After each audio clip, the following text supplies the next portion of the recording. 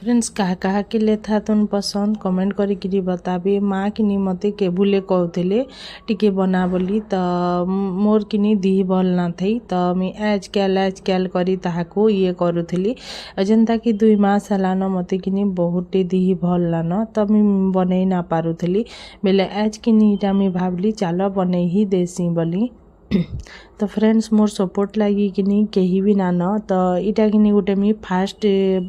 मोर channel खुली छे तो प्लीज आपण मानकर मते सपोर्टर दरकार आ गोटे चैनल थी जनता कि मते ना मिलला तो इथि मी नुआ चैनल टे खुली छे तो प्लीज मते आपण मानकर सपोर्ट चाहिए तो प्लीज लाइक टे कर देबे चैनल के गोटे सब्सक्राइब कर देबे आ इटा मोर फास्ट ब्लॉग तो इन किनी फ्रेंड्स मोर किनी ही गला आमिलतुन लाइन पलई गला जेनता कि तो देखो रेडी ही गला तार पे मी भिंडी बनाली सोयाबीन बनाली आउ रहली फ्रेंड्स केनता